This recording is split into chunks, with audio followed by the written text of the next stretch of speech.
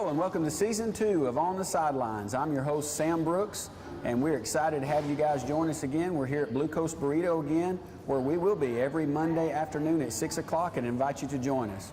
We're lucky enough today to have Coach Jimmy Maynord, new Coach Jimmy Maynord, Cookeville High School with us today, and we're going to talk to him a little bit about his season so far and have some other questions for him along the way. Coach, how's it been getting into your new job, and now that we're 3 games into the season, how has everything gone for you? Well, I guess it's gone, Sam, about as well as you could ask. You know, honestly, you'd like to be 3-0 instead of 2-1, but you know, as I watch our guys on film and stuff, I see improvement. You know, it takes a little while to get. There's an acclimation period there. You know, players learning what we want as coaches, and in our situation too, even coaches. New coaching staff together, first time we've ever coached together. So, but you know, things I think are shaping up. I feel like we're improving. You know, we're starting to learn our kids who can play certain positions, trying to get everything. You know, trying to get an identity on offense and defense, and but everything's been good. I'm excited about it. Our kids, I love our kids. They work exceptionally hard and give us great effort, and that's, as a coach, that's all you can ask for. A lot of times, assistant coaches, they don't get to do a lot of this. They do a lot of the work. So, being new in Cookeville and bringing some new guys in, I'm putting you on the spot here, but can you go through your staff a little bit and talk about position by position and who your coaches are and what their responsibilities are? I can do that. Obviously, I brought a couple of guys with me. I brought Chuck Gentry. Chuck is our offensive coordinator. Coach Gentry's been with me for the whole time I was at Smith County. 14 years I was there, and also he worked as an assistant principal for me when I was principal. He's our offensive coordinator. David Foster, who I guess had coached with you at one time there at Upperman, and hired David about 5 years ago down at Smith County to be a math teacher, and he wanted to coach, and really didn't know much about his coaching abilities, but he turned out to be a really good football coach. He's our defensive coordinator. Got several local guys. Jim Ledford. Jim's a Cookeville Cavalier, played out here at Tennessee Tech, played offensive line, was a freshman coach last year, had a great freshman team a year ago. He's coaching our offensive line. His brother John Ledford, who was also another Cavalier. John has really never coached on defensive side of the ball, but we got him coaching our linebackers, and he's doing a really, really good job coaching our inside linebackers. Noah Rapaski. Noah is a guy that's been at Cookeville High School there and coached for a while. Noah's he's coaching our running backs and coaching our outside linebackers. And then Brian Chambers. Brian is coaching our wide receivers. Brian's another Cavalier that you know, has helped you at Upperman and does a great job with wide receivers. Then we have Steve Medlin. Steve has come back after about a 5-year absence from coaching, and he's come back heading up our 9th grade program, doing a great job. They're off to a 2-1 start. And actually scored 50 points the other night, 44 points in the last half against Coffee County. So he's pretty excited about that. We're excited for him with that program. Have Steve Hatcher. Steve has helped with our kickers and snappers for a while. Chad Brummett. Chad is a former punter at Tennessee Tech. Played with him at Tech. Yeah, helps with our punters, and then we got a couple of guys, three guys there. Brad Eich. Brad helps us with our 9th grade. Helps Coach Medlin with our 9th grade. Coaches the defense and offensive line. Deke Waters. Deke is another Cavalier. Brad and Deke both are former Cavaliers, and Deke is helping with our freshman group, and Bo Wynn, another Cavalier, is helping with our freshman group. So we got a lot of former Cavaliers on the staff, and it's a great staff, a young staff. You know, they're eager to learn and really doing a good job. I'm proud of our coaching staff. Yeah, and I tell you, it sounds like a really good mix of hometown guys, people who have played in the program, know a little bit about it, and then some folks that you brought in that you trust and that you've been with for a long time. And 2 of those you mentioned, Old Foster and Chambers, there. I coach with them, as you said, and do a great job. Very motivated, love kids, and that's a key. So very happy you got that. Sounds like a great staff and something you can build on. They are young, so it looks like they'll probably be together for a long period. Well, you know, this time next year, you know, we talked about it. You know, they're kind of trying to understand what we want done, what we want accomplished, and and they're learning that, and that's going to be a big thing for us on down the road. Right. Okay. Here's a question I thought about a little bit earlier today. You're in Smith County. You hear Cookeville High job is coming open, or it's came open. Take me from right then, you know, when you found out about it, all the way through you deciding taking the job, because I think that was a big decision for you, being somewhere for such a long period of time.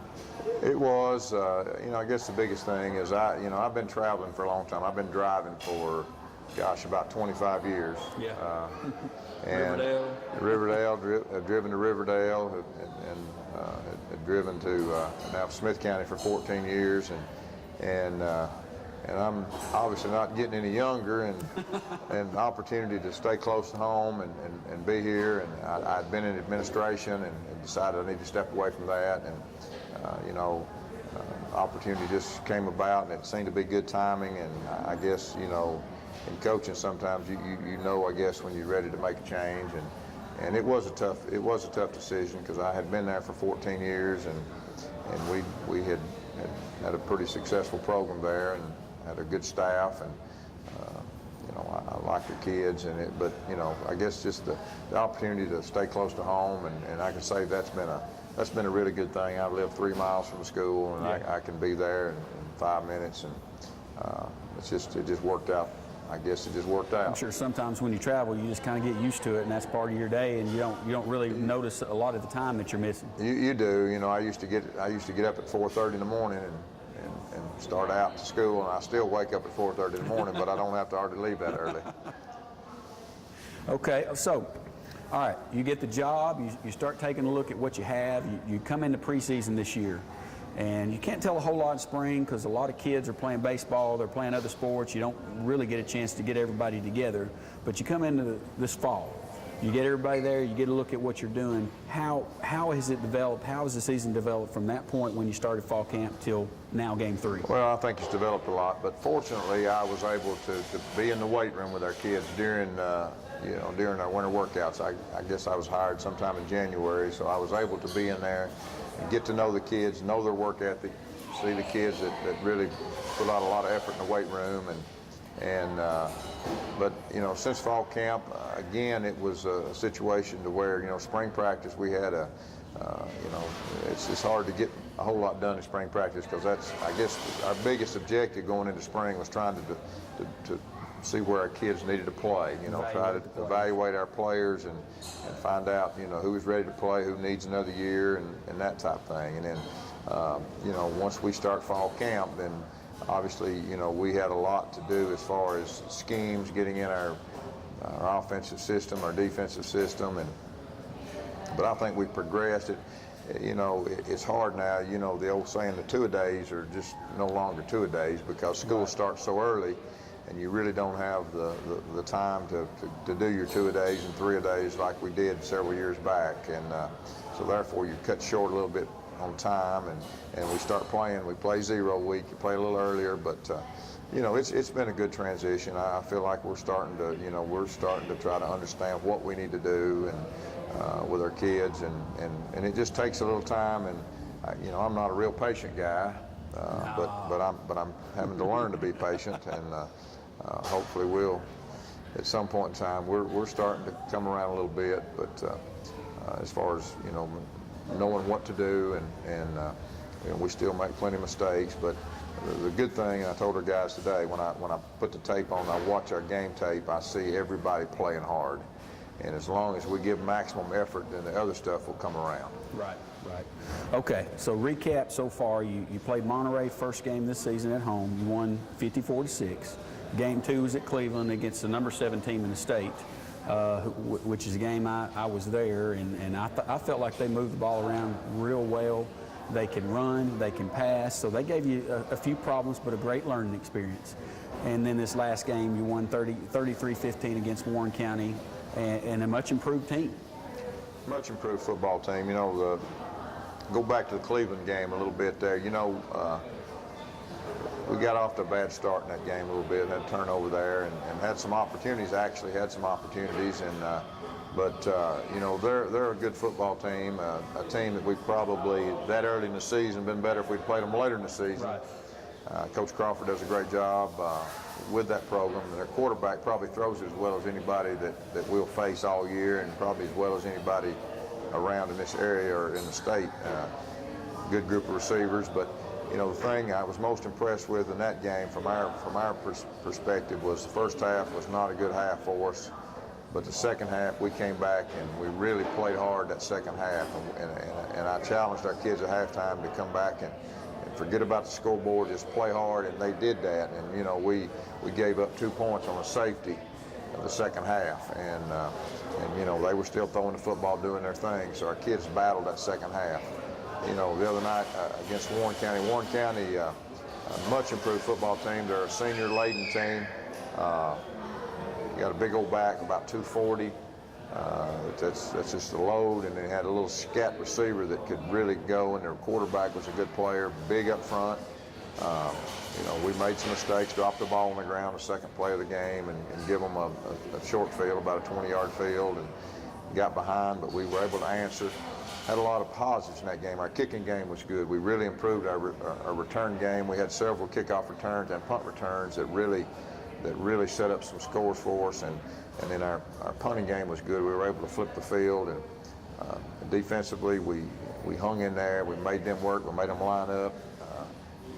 Still made some mistakes. They threw the ball better than I guess we anticipated going into the game, but it was a good win for us against a much improved Warren County team. Okay, a couple more quick questions. Living in Cookeville now, you've lived in Cookeville for a long time, but living in Cookeville and coaching in Cookeville now, having Tennessee Tech, a college in your town as football coach, and having the TWA state championship here in Cookeville, have you seen any difference as far as a head coach, as far as that's concerned, having that game here, being in a town with, you know, having Tennessee Tech in the same town?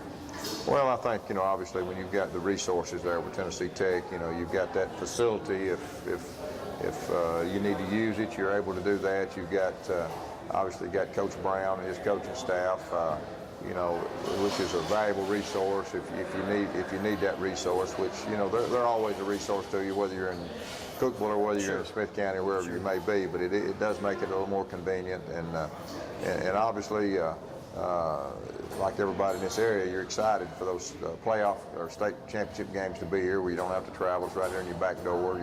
You can you know, watch those games, and then we even have the All-Star game here now. Right. So that's pretty exciting and a good thing for I guess the people in this community. Okay, last question. Next game is versus Smith County. So you're going back to the place you coached for 14 years. To me, it's got to be emotional. You know, it's going to be a situation where you're going back. People know you're there. Friendships you developed over a long period of time, and coaches you coached with. Right. How has that made this week a little different? Well, you know, it's you know, ironically, this is the third time that's happened to me. I left White County and went to Riverdale and had to play Riverdale at White County. Same scenario. I left Upperman, had to play. Went to Smith County, had to do the same thing, and it's an emotional thing. It's tough when you know those guys that are coaching out of the team are your friends, and you've coached those kids, especially those seniors that you've coached for 3 years. But you know, I've got a team to coach, and all my thoughts and my work ethic is going to be to get our team ready to play. You know, I'm a Cavalier now, and you know, it is a tough situation, but it's one that you just have to, you know, it's not the first time I've had to go through it, so I kind of feel like I know how to handle it. Experienced, and so I've experienced it before, so I'm well aware of the situation, and you know, it's going to be business as usual. I'll probably be a little more intense than maybe I would be some weeks, but you know, I know our guys know that I need to win this football game, want to win this football game, and we're going to do everything in our power, just like we do every week, to try to get a win. Well, Coach, we really appreciate you showing up and spending some time with us. I know you're busy, you've got a lot to do, and we just appreciate you coming around and sharing a little bit about Cookeville football with the people around the area. Thanks a lot. Yes, sir. Thank you. And we'll be right back.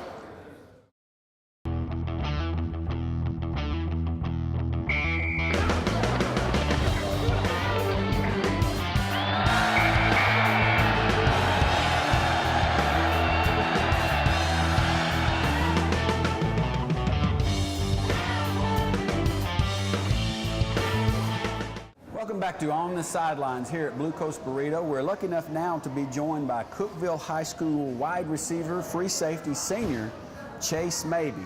Chase, tell us a little bit about your season so far.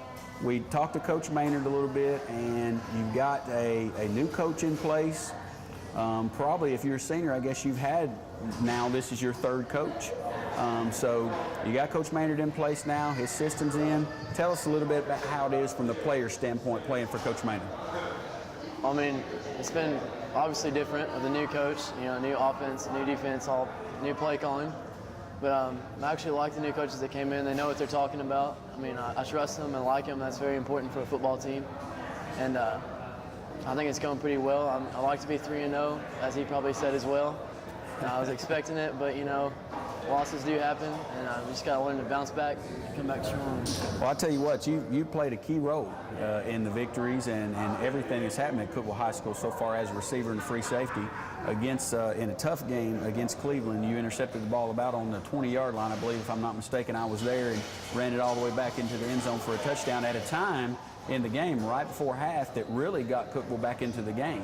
So tell us a little bit about your play on defense and even how defense is opposed to playing offense. Rarely do you find kids nowadays that play both offense and defense, especially receiver and free safety.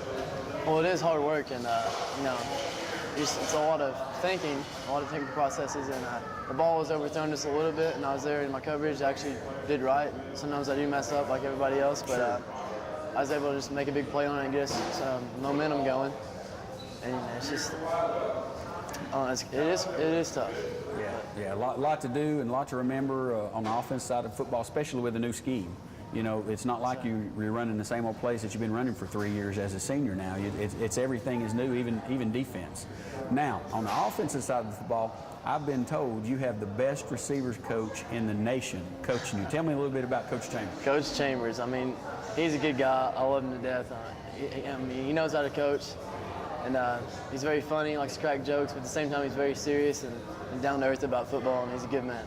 Yeah, he's serious when he's serious. There's no doubt, but he will put a little fun into everything that you do. And you know, I seen that as his head coach, and he was my assistant down at Upperman High School and did a great job.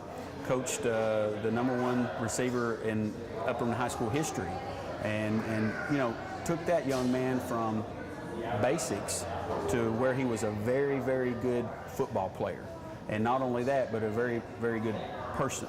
I think you've got a coaching staff over there that cares more about just what you do in football. They care about what you do in life. Oh, yeah. Absolutely. I mean, they're great guys, and I love them, and I look forward to finishing out the season with them. Okay, so let's look forward a little bit. Now, this, as you well know, and we talked to Coach Maynard about it a little, this is a big game for him. You know, it's a situation where he's going back to a team that he coached for 14 years. That's got to be something that's been talked about among the players as this week starts to develop. The game plan started today. You started looking at what you're going to try and do against Smith County a little bit. So tell us a little bit about, on the player side, what this game is going to mean to you guys. I mean, it's going to be huge. I mean, I'm sure it's going to be very exciting, interesting, and hopefully come out and be us with a victory to prove, you know, as he's moved and transitioned to our team as coaching. And, you know, I believe it's going to be tough. You got to fight hard and have that mentality and just work all this week and work at it, watch film, execute and practice. And the main thing, defense, that big running back they have, be able to stop and you know, tackle secondary, myself included, be able to break down and make some key tackles in this team. I mean, defense wins championships, as they say, and offense sells the tickets. So. Well, Smith County has a good football philosophy. You're going to see a lot of people at the game. You know, I used to joke, I coached there for 1 year also, and I used to joke, if you ever wanted to rob a house in Smith County, do it on Friday night, because everybody's at the game. So I think it's going to be a great atmosphere for you guys, especially with Coach Maynard coming back. I think you're going to see a Smith County team that's going to try as hard or harder in this game than any game that they will play in all year. How do you guys plan to combat that as a unit of seniors that kind of lead the way for the Cavaliers? Well, being a senior myself, just being able to have that attitude and just share it amongst the younger players and get in their heads. You know, if you work hard and get your minds right, you know, and just focus in on what you have to do to come in and win, and just get the right things in your head and execute on the field. And that way, when Friday night comes around, after all that hard work and practice this week, should be able to just fly around and make plays. And see how it Chase, goes. thank you so much for joining us tonight. It's really nice having you. You're a very well-spoken young man and very good football player, I can see. So good luck the rest of the season. Thanks for joining us, and good luck Friday night. Thank you, sir. We'll be right back.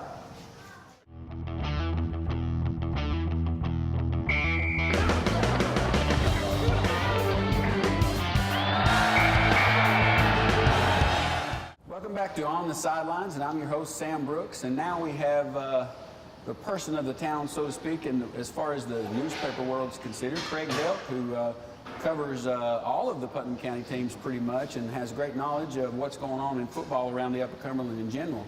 Let's dive right into the Upper Cumberland area, and we've seen what's gone on the last couple of weeks. Tell us what you think after 3 games have now been completed, and what your thoughts are as far as this area in football is concerned. Well, we've seen Cookeville get off to a good start. 2-1, got a very good win over Monterey in week 0. Stumbled a little bit against a very good Cleveland team in week 1, but they bounced back in District 6 AAA play. Nice win over Warren County. Were able to pull away at the end. A very feisty Warren County team. So that they've started out pretty well, and then you go over to Upperman. 3-0, really a great start for Upperman so far this year. They've got a very senior-oriented team, great quarterback, great line, and have done really well. Scored 60 points in their opener, 57 week 1, and then 49 last week. So they've been very capable. And then up on the mountain in Monterey, had pretty big gauntlet first couple games, having to play Cookeville and Upperman. But they got on the right track last week in District 7A play with a win over Clay County. So, Putnam County teams showing that they can be pretty good. And I think probably a surprise to some people would be Upperman, as well as they're doing, starting out 3-0, first time in a long time. So I think balance and senior leadership on their team has really proved to be something crucial, which they knew they would. As we talked about before, the key, I think, for especially a smaller school is to stay healthy. They've done a great job, plus they've developed a lot of depth in the off-season to carry them through the season. Yeah, you talked about staying healthy. It's very huge for Upperman. Quarterback Connor York last year got injured late in the season, had to miss the last few games, and they struggled a little bit after that, but he's a definite playmaker. And it seems like they have gotten a little bit more of that depth. They've got a really good running back in Austin Butler, who's had 300-yard games to start off the year. He's done really well and given them sort of a 1-2 punch in that running game. And anytime you got a quarterback who can run for 300-plus yards like York did last week against Smith County, you've got a good playmaker. And that line of theirs has really helped out, and they really do have a lot of depth. Probably one of the biggest lines they've had in a good while. And you touched on it. You put Connor in the backfield who can run with a tailback who's got some ability to run, and the new offenses that are being shown nowadays everywhere, basically, it poses a big threat to the defense and trying to stop one or the other, especially when most of the time they're going opposite ways. Exactly. So they've done a good job with what they're doing. They're definitely scoring points, but at the same time, as we talked about a little bit before, if a team comes up and they stop them and maybe they're able to limit their points totals a little bit, they've got a pretty good defense that can keep people out of the end zone also. They really do. Some of the points that they've given up to some of the teams have, maybe come a little bit later. But when you've got a big line like they have, it's going to be tough to score points on them, and they've been very capable on both sides of the ball. So we moved from Upperman and high expectation down there this year, in which they seem to be doing very well with, up to Monterey. Yep. We'll talk about them a little bit more, a little bit of a different attack. They're more of a run-oriented team with Coach Hetty. They always have been. They don't put the ball in the air a whole lot, so it's a real different approach, but still a good defense. Talk a little bit about their offensive expectations and how they work. Well, if anybody's seen their games, the offense looks a little bit different, and the reason is they're running a single wing.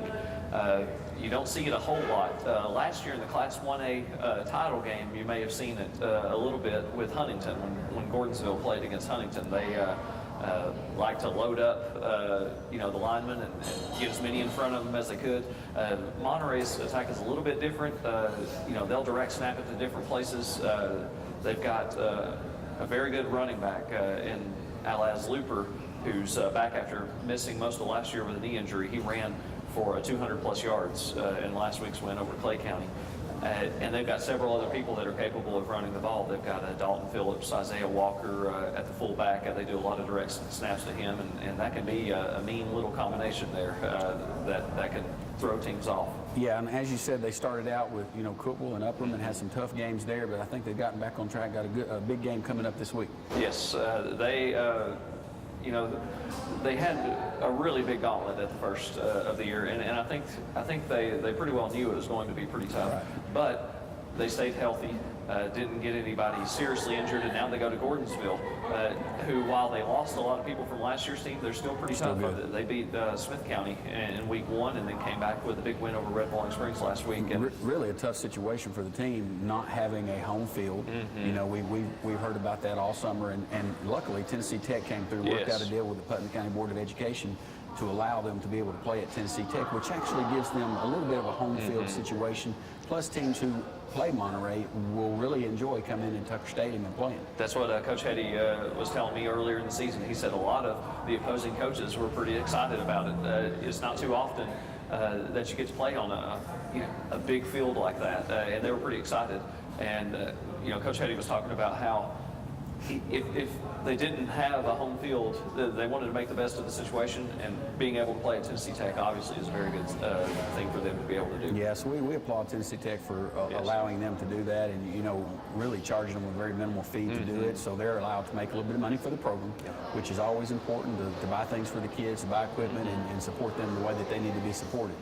Now, changing gears a little bit, going up to our biggest school in the region, Cookeville High School. Of course, new coach, Jimmy Maynord, new philosophy, new everything, basically. And they've done a pretty good job starting out. Had a tough Cleveland team come in and really dominate with the offense and the defense, and show a good offense that is run and pass oriented. The Cleveland game was a tough one. They had a few Division I prospects who they're going to be playing on Saturdays and doing pretty well, I believe, with the quarterback and the wide receiver tandem that they faced. But Cookeville has shown some offensive firepower too. Scored 54 points in the first game against Monterey, and then 33 last week against Warren County. They've got the two quarterback combination. They've been playing pretty evenly with Jacob Edgington and Nick Nash. They bring two completely different styles to the table. Jacob's got a really strong arm, pocket-type passer, can throw some deep bombs, and Nick Nash brings sort of that mobility. Right. He'll stretch some defenses and make them think twice before they try to pack it in. And so they've had a good combination there, and just trying to split the reps. And they've had a good running game too, and some good receivers have stepped up so far this year. The forecast for football is definitely looking up for this year in upcoming areas, as well as some of the other teams we'll be talking about as we go through the season. But I want to thank you for joining us on season 2. You are incredible at remembering names. I don't know how you do it, but absolutely great job, and we enjoy reading all your articles in the Herald Citizen, and you do a great job with it. Appreciate it. Thanks. We would like to thank all of you for joining us for season 2 here at Blue Coast Burrito. You can come out and join us every Monday afternoon at 6 o'clock and be involved in the show. And we thank everyone for joining in, and look forward to seeing you next week.